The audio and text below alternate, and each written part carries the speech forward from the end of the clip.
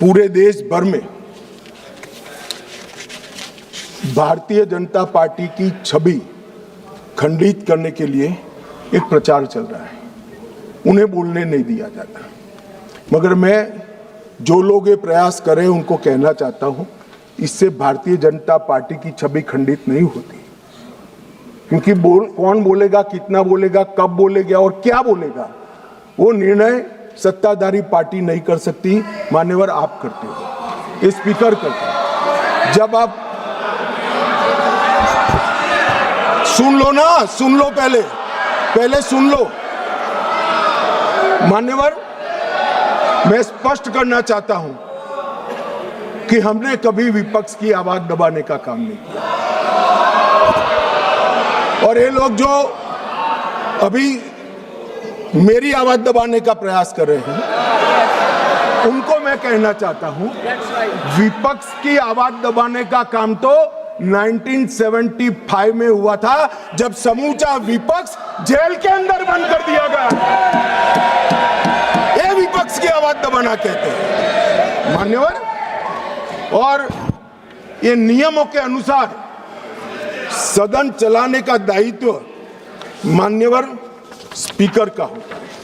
और इस स्पीकर को जो दायित्व दिया है वो लोकसभा के नियमों के तहत दिया है, जो बिरला साहब के समय में नहीं बने।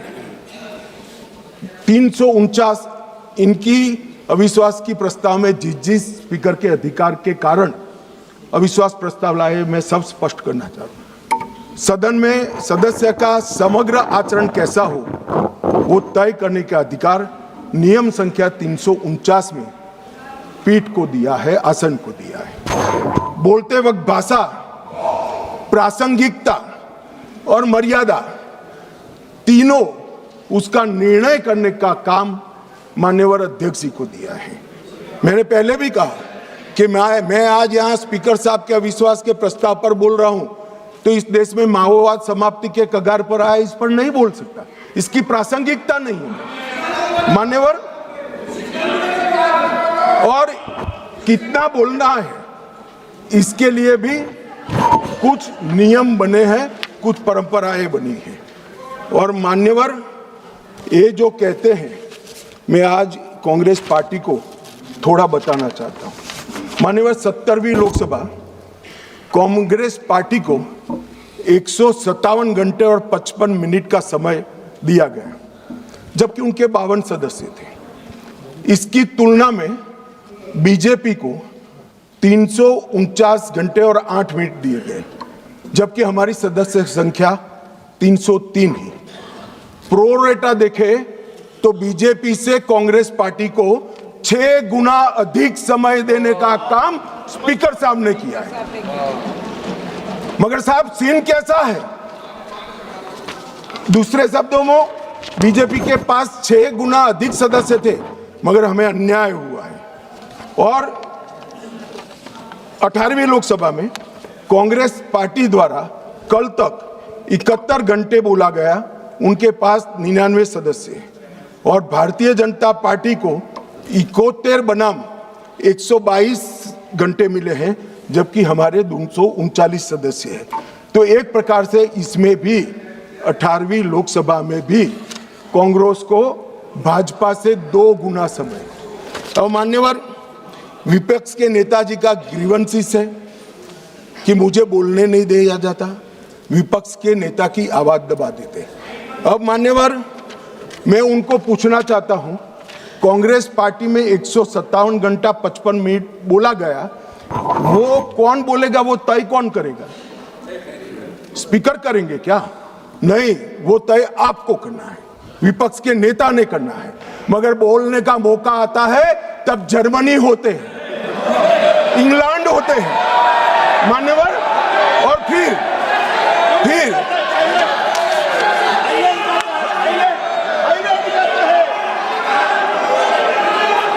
मान्यवर फिर कंप्लेन करते हैं। 18वीं लोकसभा में मान्यवर, 18वीं लोकसभा में 157 घंटे और 55 मिनट कांग्रेस पार्टी के सदस्य बोले, मैं आपके माध्यम से विपक्ष के नेता को पूछना चाहता हूं, आप कितना बोले?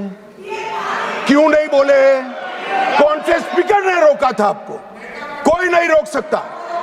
एक गलत प्रचार किया जा सकता है, किया जा रहा है लोकसभा को बदनाम करने को। मान्यवर, 18वीं लोकसभा में, इस लोकसभा में जो सदन अभी अस्तित्व में है, 71 घंटा दिया गया आपको। कितना बोले भाई? और क्यों नहीं बोले? वो तो आपका अधिकार है, कौन बोलेगा? अरे वो छोड़िए साहब, विपक्ष के नेता की पार्टी लोकसभा स्पीकर पर अविश्वास का प्रस्ताव लेकर आई है, उस पर भी विपक्ष के नेता कुछ नहीं बोलते हैं। तो भैया क्यों लाए हो प्रस्ताव? मान्यवर, ये बोलने नहीं देते हैं, वो ठीक नहीं। वो बोलना नहीं चाहते हैं, और बोलना चाहते हैं तो नियम अनुसार बोलना नहीं आता है।